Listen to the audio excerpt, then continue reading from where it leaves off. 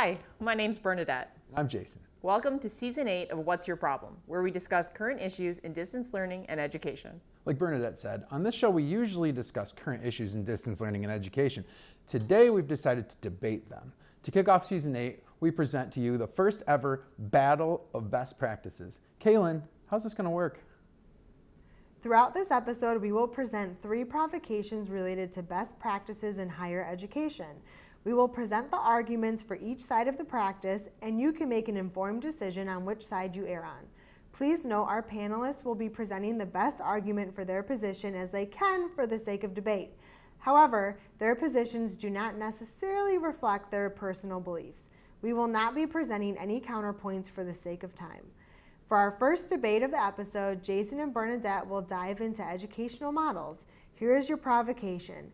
The best educational model is a fully flexible one. Jason will take the affirmative and Bernadette will take the negative. I'll start with trying to define what is meant by fully flexible. In my view, it would be a model where students decide what, when, how, and where they learn.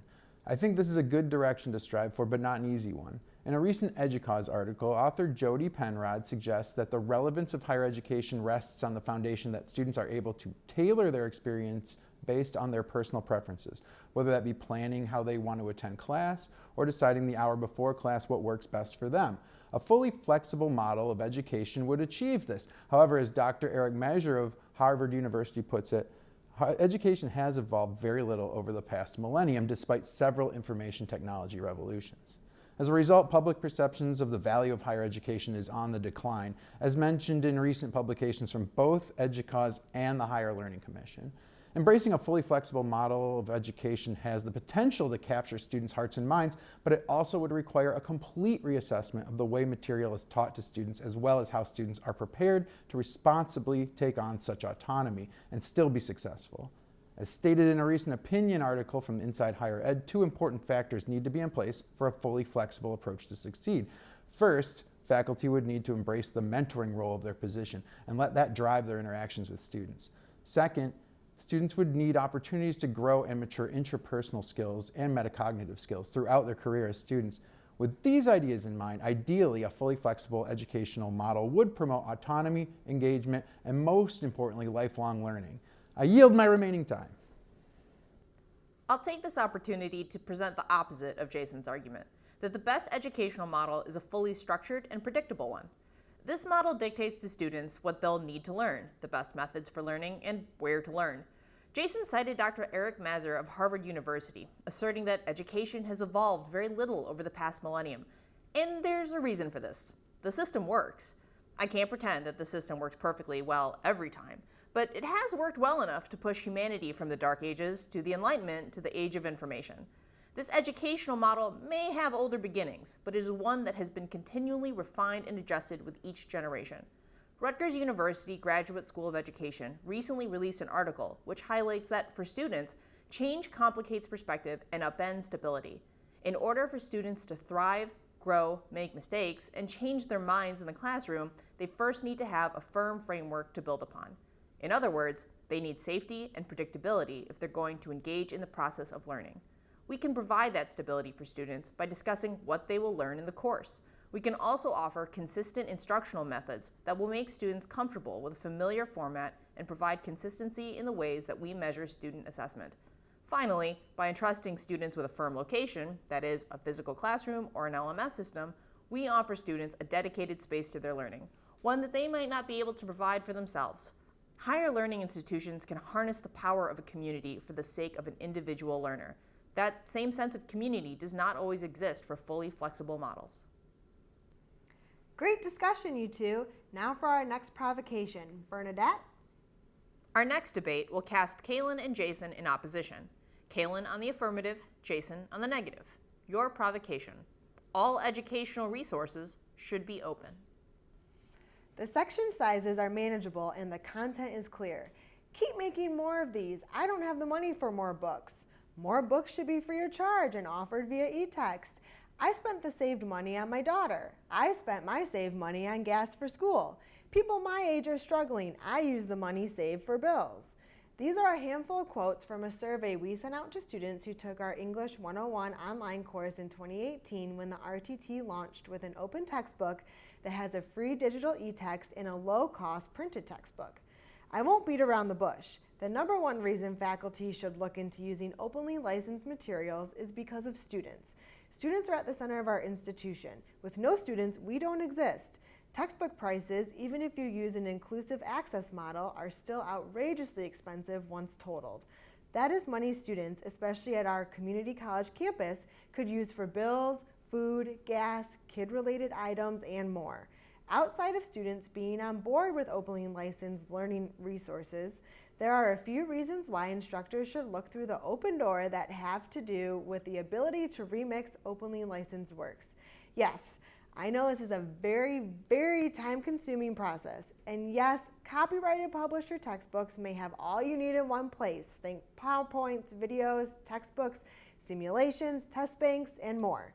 However, if you are unable to find one textbook to fit your course's needs, you can piecemeal from different resources to create the perfect textbook chapter or lecture materials. This could include government sites, news articles, YouTube videos, and more. There are also fantastic open textbook libraries like OpenStax who create PowerPoints, test banks, and more to go along with their open textbooks. With the ability to remix, you can add inclusive content and real-world examples that may have not been part of the original textbook. Want to cut a chapter? Great! Want to add a section to a chapter? Go for it! Us instructional designers in distance learning and the Center for Academic Innovation are here to help with all your open resource needs. When looking at openly licensed materials who are not under the watchful eye of a large publishing company, it may make the content quality questionable. However, rest assured that several studies have been conducted since 2011 and all have found that faculty and students using OER rate the openly licensed materials to be equal to or better quality than the traditional publisher materials. The University of Maryland is a leader in the OER field and developed an OER quality guide for faculty to utilize exactly for these purposes. On the surface, it's hard to take the negative on this topic. It's like booing rainbows and sunshine, but there are clearly issues beneath the surface that do let storm clouds roll in. Before I begin, I'm also a huge proponent of OER, so do not take my negative stance here as an anti-OER stance. I'm simply advocating for the case that other forms of resources other than open ones do have a place in education. First, while publisher resources are typically quite expensive, there are some good reasons for that. They are vetted and assured of quality. They also are compensating the experts and writers who take the time, research, and effort to build out these resources. We reward the time, effort, experience, and expertise that it takes to create these kinds of resources. Many of the open resources that do exist by extension are based on referencing and include attribution to some of these professional works in some way, shape, or form. So potentially, without traditional publisher resources, open resources may not even exist at all. Speaking of not existing, many open resources exist for core and popular disciplines, but not necessarily for smaller boutique or niche subject matters. This is, again, where publisher resources do serve a purpose. By paying experts and writers to develop a resource for underserved or unique subjects, the resource can be developed where in many cases it would not if no one were willing to compensate authors and make that cost back through sales. Publisher resources also have the capacity for more innovation, interaction, richness, and technical metadata cataloging that can be absent from open resources, simply due to the time and resources dedicated to them by larger publishers. If all educational resources were open, they won't magically appear. Money, time, and resources must still be spent, and if the results are not good, then it's not worth it. The data on their effectiveness is also hit or miss. OER are basically downloaded and deployed with little, if any, data cycling back to the provider. So it's a challenge to know the true reach, impact, and effect that these resources have. It's very subjective. Unless there is someone like Kaylin taking meticulous institutional records, that is. Now, I will say that open and free are two very different things. Many free resources exist but are not open, meaning that they can be used freely but they can't be adapted, remixed, or revised. A case could certainly be made that free resources should also be open to allow users to mold and adapt content to fit the needs of instructors and educators who use them. If something is freely available but locked down, it's like having a garden, but you're not allowed to mix the fruits and vegetables together to make anything you want. You can just have that one tomato. That seems silly. So I think overall open educational resources are massively powerful in education, and they are a major component of getting quality resources in the hands of more learners than ever before. They are also one tool in a massive toolbox of educational resources that exist today, all of which are part of an educational ecosystem where all parts serve different purposes that in one way or another factor in to support each other, and no one of them should have ultimate control. Thank you. And speaking of ultimate control, wait till you hear the final provocation. Jason? By the time this episode airs, the factors that play into this final segment could already be different, but nonetheless, generative AI must be part of the battle of best practices.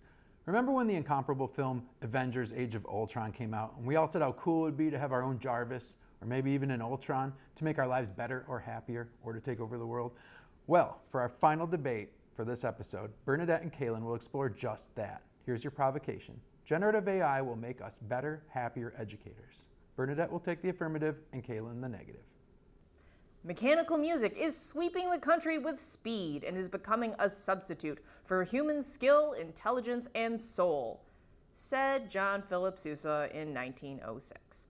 Sousa was discussing the phonograph, a revolutionary technology that represented one of the earliest audio recording tools. Like Sousa, many educators are reacting with terror to generative AI. But in truth, once the novelty and newness dim a little, we are empowered to embrace the notion that generative AI will make us better, happier educators. You could immediately jump to the obvious implications. How can students use generative AI to cheat? And it's true that generative AI introduces new opportunities for academic dishonesty that would make any honest educator pause.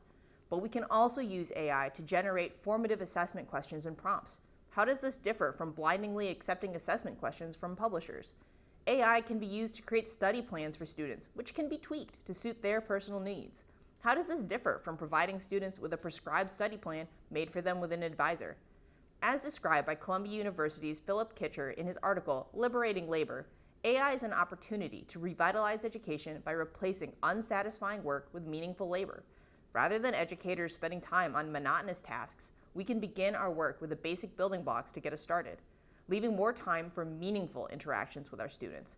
These types of interactions are the ones that build student engagement and develop critical thinking skills.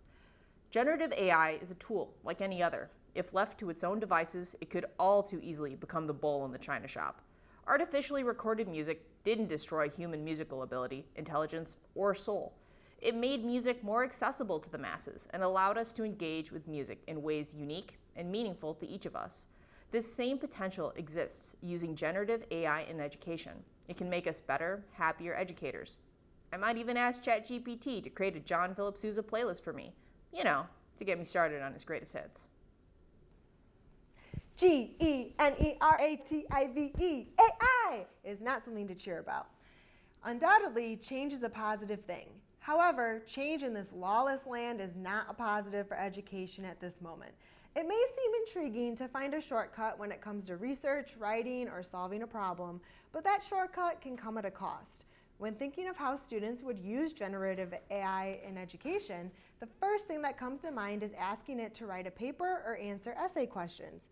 However, there have been countless reports of AI programs sharing false or simply made up information. Last month, Business Insider published an article where a lawyer used ChatGPT to write up an affidavit.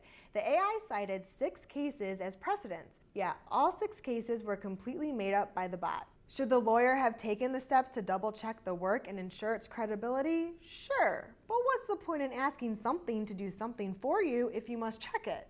Will educators be double checking their student citations in a multi-page, multi-citation research paper? Hopefully.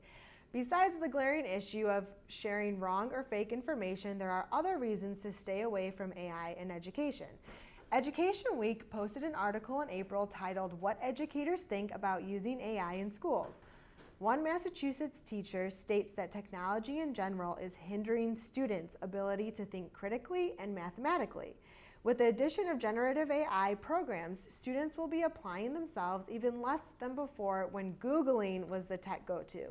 I know AI in general has been used in different capacities for a while now, but generative AI in education is new and may be detrimental to developing brains. Lastly, it has been said that generative AI is the future, and students need to be prepared to use it in their future careers. We personally used ChatGPT to write up HTML code to create an interactive Jeopardy-esque game. While the bones were good, we still needed to adjust the code to get it to work and appear properly. AI will not be a program used without supervision. As educators, we need to be teaching students how to use this technology effectively. Be sure to double and triple check any information the AI provides. We hope you enjoyed our first ever Battle of the Best Practices. Yes, in fact, the idea for this episode came from a suggestion. So as we always say, what's your problem wants to hear from you. If you have an idea you'd like us to discuss in a future episode, or if you just want to drop us a line, send us an email or follow us on Twitter. Thanks for watching. We'll see you next time.